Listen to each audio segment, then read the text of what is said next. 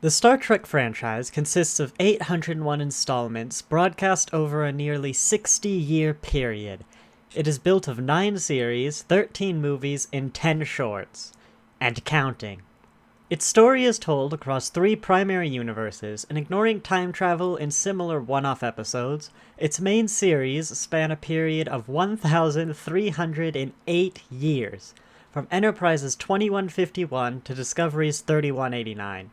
With the franchise in the beginning of its second golden age, and Paramount Plus's publicly stated goal to be a new Star Trek every week, and 5 active series, it's no wonder more people are asking, where do I start? Many fans will tell you that there is no correct order, and while generally speaking this is true, there are certainly wrong orders, such as alphabetically by episode. I looked into this once, and it is a real nightmare, trust me. And there are also watch-through orders that get you more out of the franchise than others. Immediately, you might be asking yourself, why is this video so long? Surely there are only 2 options for any franchise, chronological and release order.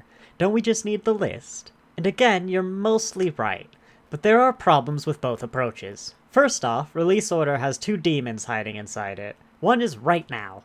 The modern Star Treks are being released on a season-by-season basis, all intertwined with one another, and we'll get more into that later. And the second is what we call the mid-24th century, where, at its height, Deep Space Nine and Voyager were running simultaneously, sometimes on the same week, and concurrently with the occasional Next Generation movie thrown in just for good measure. And juggling that, not only in my opinion takes away from both shows, but is simply complicated to manage. Finally, as you might imagine, chronologically, it has some big holes in it when you actually try and put it all together. For example, when do time travel episodes take place? What happens when the star date for an episode conflicts with the in-universe plot? What about the rare examples where we can't date a movie or episode? What about all the short treks, whose very artistic nature makes them impossible to pinpoint a date for all but 1 or 2? On screen now is the Star Trek Chronology Project's explanation for how they actually sorted all the episodes, and as you can see, it's quite long and can be quite complex for a first-time viewer. And as an aside, I actually watched the series like this on my second watch-through before the modern Star Treks came out, and before you ignore the rest of this video and run off with this list, I can say that it is a god-awful first introduction to the series, and an amazing second watch-through for a franchise that definitely benefits from one. So what I am about to recommend to you is something I call Modified Release Order. In brief, even if the intent of the writers was to create a jumping-on point for new people, they still assume you have seen the previous series and they obviously don't know about the future episodes or series. As such, the writing is tailored for that audience, and from experience, I can say the franchise works best this way. Now, I recognize not every series is for everybody, particularly the original series, so I will offer suggestions in skip points if you simply cannot get into a show, but I strongly recommend you at least give each series a few episodes or even a season before writing it off completely. Finally, at the highest level, I'm going to recommend all the classic series before all the modern ones. As such, I'm making 2 videos. First is this one, for the classic Star Treks, which is everything before the 2009 movie, and a second for the modern Star Treks, which is obviously everything else. The second video will be linked in the description and at the end of the video. That way, I can update and release a new modern video as the need arises and more Star Treks get created. As it is, the classics usually take about a year or 2 for most people to get through, so you might want to come back and check the modern video once you've finished watching the classics. So without further ado, let us begin. Da da da da da da da. Obviously, if we're doing a modified production order, we're going to start with 1969 Star Trek The Original Series, or TOS, which can also be pronounced TOS if you feel like it. And definitely hear what I have to say for this one, because it is a horrifically misunderstood series in pop culture. For example, there are exactly 3 green women across the 81 episodes, and Kirk sleeps with exactly none of them. In fact, he's much more, well, what you would call Kirky in the reboot movies. I'm also going to spend by far the most time on this one because it's the most complicated. If you wish, you can simply watch it in the order listed on most DVDs and streaming services, however, particularly for Season 1, that's not the best. Back in the 60s, continuity, except in the lightest sense of the word, wasn't really a thing, just like civil rights, and TOS had several time-consuming state-of-the-art VFX shots, such as wibbly dots of light and red beam over a single image. Cutting-edge stuff. As such, the order episodes were made in, or production order, was very different to the order that they were aired, or release order. Normally you would never know, as the show is so episodic. However, throughout Season 1, this can be quite distracting. Characters changed position, rank, and uniform, sometimes multiple times, in the early days of production, as they were still figuring out how the show was going to work. This can be incredibly distracting if you were to watch it in release order. However, in production order, these changes are barely noticed and simply look like standard crew promotion and duty shifts. Therefore, even though it can be a bit more cumbersome, I recommend watching TOS in production order.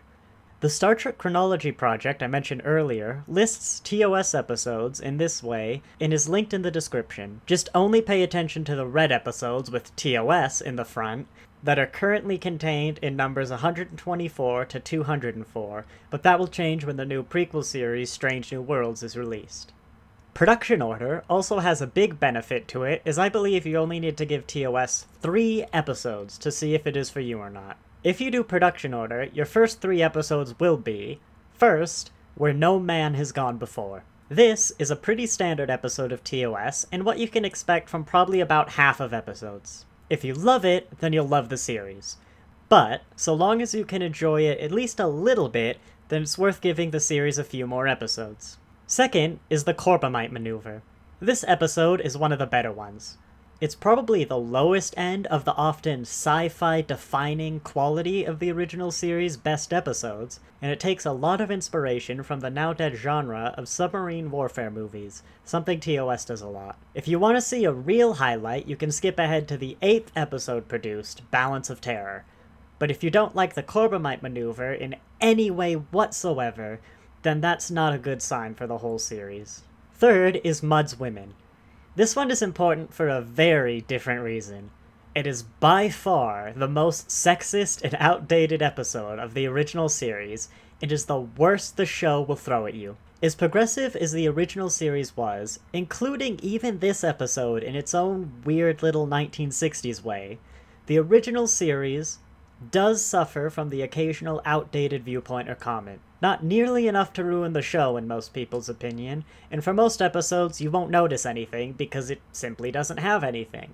However, what's important is that this is the worst episode in the series for that kind of stuff. If you can get through this one, then it's highly unlikely that the occasional 1960s-ness of the series will ruin it for you. So that's all I ask of you. 3 episodes, maybe 4 if you want to skip ahead and see one of the greats. And if you only like Balance of Terror, then there are plenty of must-see lists from TOS out there online that are full of only those kind of episodes. Just Google them.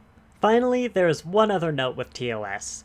The Cage. This was the original pilot for the show that went unaired until the 1980s. It centered around Captain Pike, Spock, and Number 1, the crew of the Enterprise before Kirk. It is also almost entirely recapped in the award-winning 2-parter The Menagerie, both of which are part of what is, in my opinion, Star Trek's finest multi-series, no correct order story plot. However, The Menagerie loses most of its tension knowing the plot of The Cage, while The Cage might be boring having seen most of it in The Menagerie. Most DVDs and streaming services put The Cage at the end of Season 3, but there's no correct place to watch it. My personal advice is to either watch The Cage after Season 3 if you wish, or as a sort of Episode 0 to the currently upcoming Strange New Worlds, which focuses on the same crew. It's entirely up to you, but just be aware it is a thing you will come across. Right, now for something shorter. 1973's Star Trek The Animated Series, or TAS, usually pronounced TAS. Acting is the otherwise missing 5th year to TOS. Most people give this series a pass simply because it's animated, which I believe is a criminal act. It's only 22 half-hour episodes that are pure, campy, and ludicrous fun. It should simply be watched in release order, and it has classics such as The One with Giant Spock, Tribbles 2, Electric Boogaloo, and what has to be the most Gene Roddenberry plot of all time.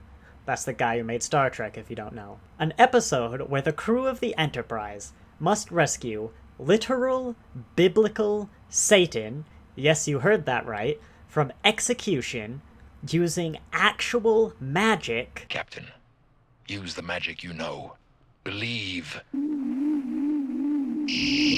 Because, in truth, Satan isn't a bad guy, he's just misunderstood. Yes, that is genuinely an episode of the animated series. And honestly, add to that the outstanding music, a cast that looks like it belongs in the original Scooby-Doo, and the fact that Gene Roddenberry cast his wife to play two main characters, the ship's computer, and literally every single female side character in the entire show. And I genuinely don't know how you can't love the insanity that is the animated series. Warning, due to an inherent bias against animated shows in the animated series' inherent ludicrousness, TOS spent most of its existence in a state of semi-canon to non-canon, with only one episode, Yesteryear, being always considered entirely canon, simply because it was considered to be really good in about Spock's childhood. However, thanks to younger shows, particularly modern Star Trek, borrowing a lot that was originally established in the animated series, as well as the animated Lower Decks and Prodigy's firm status as canon, this stigma has largely gone away, and TOS has enjoyed its full status as canon in obscurity. That being said, Plenty of TOS Never Comes Up Again is anachronistic and is simply best left ignored for the greater history of the Prime Universe. Basically, if you're ever watching another show and go, but didn't TOS X, just ignore TOS. Next, you have another easy section, and the first time two Star Treks overlap, the 1980s and 90s TMP era, taking place 3 to 17 years after TOS's 5-year mission and named after the first movie. This era of Trek consists of the first 6 movies: the motion picture, The Wrath of Khan, The Search for Spock, The Voyage Home, We do not discuss it with outsiders, and The Undiscovered Country, in that order. Now, if you skipped TOS, I recommend also giving these 6 movies a pass.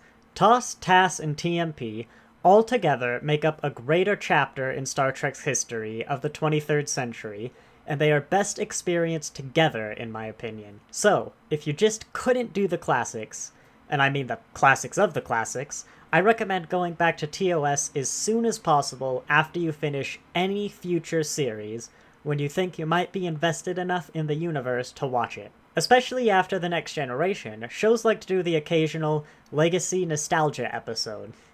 I essentially skipped this era when I first watched Star Trek, as I saw it as a kid, even though I remembered exactly 3 scenes from the entire thing, and I seriously regretted it because of those legacy episodes. It really felt like I was missing out, and they're just not the same the second time through. However, if you've been keeping up so far, simply watch the first 6 movies in the order they are numbered.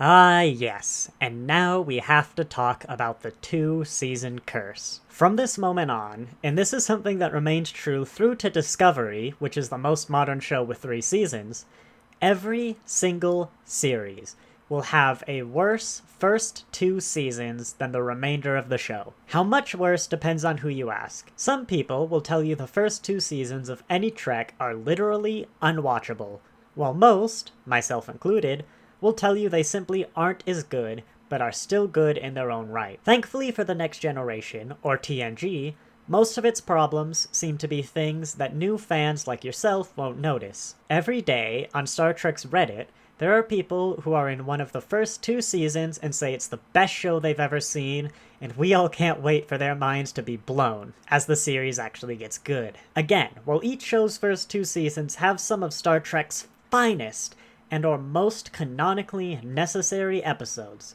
it's worth noting that you should try and give each show from this point on until its 3rd season before giving up on it if you aren't completely into it. Each show also suffers from the not the last crew syndrome, an offshoot of the notorious "the new doctor who just regenerated sucks" phenomenon. So just give them time. I strongly discourage best of lists that are often recommended for any future shows, as the reason these episodes are the best is always because of the flavor and continuity built around the characters and universe in the rest of the show. It is genuinely better to not watch the show at all and come back when you are more invested than to do a highlights reel and it breaks my heart seeing people not do that online. And I am not alone in that opinion either. That being said, it's time for 1987 Star Trek The Next Generation. The undeniable height of popularity for the franchise,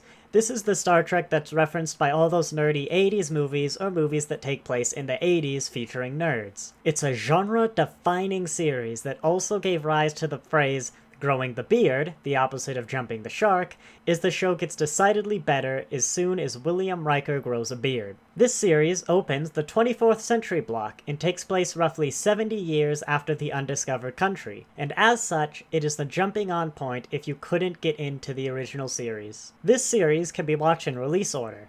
However, it's worth noting that after the Season 6 two-parter Chain of Command, the first episode of the next series, Deep Space Nine, takes place. This won't really matter beyond occasionally seeing characters from that show or the station itself make small cameos in a few episodes. But it's handy to remember when you go back to Deep Space Nine where exactly you are jumping back in time to. Bum, bum, bum, bum, ba, ba, ba, bum. The TNG movies, Generations, First Contact, Insurrection, and Nemesis, are somewhat more complicated. They all contain annoyingly minor, yet simultaneously major spoilers for either Deep Space Nine or Voyager. As such, I recommend watching them relative to the Deep Space Nine or Voyager episode they came out next to, and chronologically take place during or after. More specifically, after finishing The Next Generation, you should watch the following movies as follows. First, Generations takes place after the Season 3 Deep Space Nine episode, Visionary. This is arguably the least important one to delay, but if you are very keen on avoiding even the most minor of spoilers, then wait until here for this movie. Next, First Contact takes place after the Season 5 Deep Space Nine episode, For the Uniform. This one is hard to miss, as the uniforms on Deep Space Nine change shortly before this movie. The events of this movie are also referenced directly in the next episode in Purgatory's Shadow. Although admittedly, that probably isn't much help if you haven't seen First Contact or don't know what it's about yet. Then we have Insurrection. I can save you the spoilery hyper-analysis of the Stardateless movie and just tell you it's a nightmare to place chronologically, with equally conflicting information as to it taking place both before and after Deep Space Nine finishes. However, the general consensus in the fanbase today is that this movie takes place during the Season 7 Deep Space Nine episode, It's Only a Paper Moon. The Star Trek Chronology Project outlines why in much more detail if you're interested, and I recommend referring to it again to remember where these movies take place.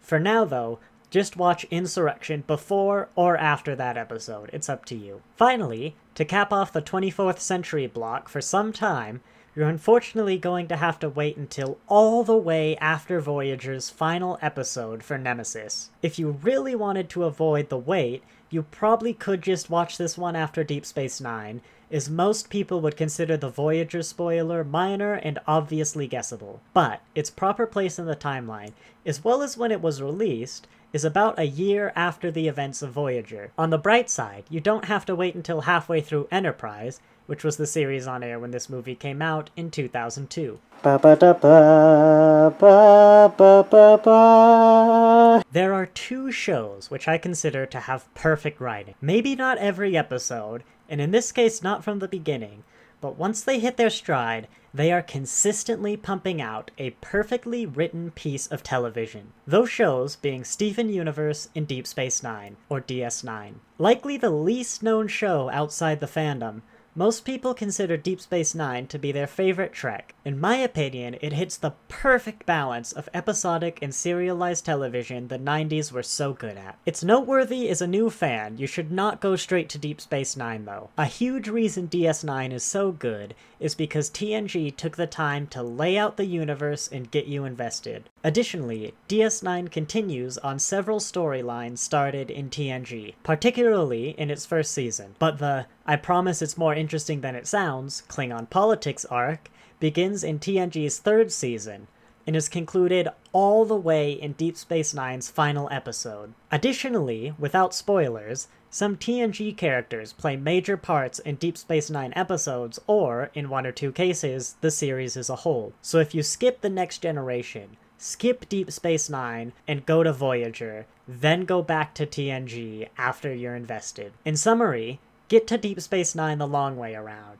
Yet, once you do, simply watch it in order and enjoy the payoff, and don't forget the occasional TNG movies as you go. Ba, ba, ba, ba, ba. Picking up the torch after TNG became a movie franchise, 1995 Star Trek Voyager takes place the year after TNG ended, and at the start of Deep Space Nine's third season, specifically after the episode Civil Defense. Thankfully for us, Star Trek Voyager is about a ship that gets stranded in the Delta Quadrant, aka the other side of the galaxy, 75 years from the Federation, with no contact to home. That's not so much a spoiler as what the ads of the day would have told you, and it's like the first quarter of the beginning of episode 1. Thankfully for us though, this means the two shows take place in near complete isolation from each other, and you can just ignore Voyager while you finish Deep Space Nine. Off the top of my head, I believe that across both shows,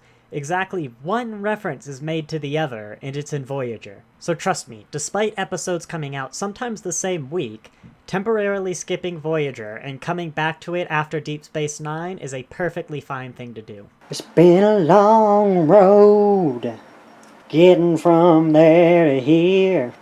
Been a long time, but my time. What you just heard was a poor rendition of part of the song that literally killed the Star Trek franchise. 2001's Star Trek Enterprise is the first prequel in the franchise, taking place in 2151.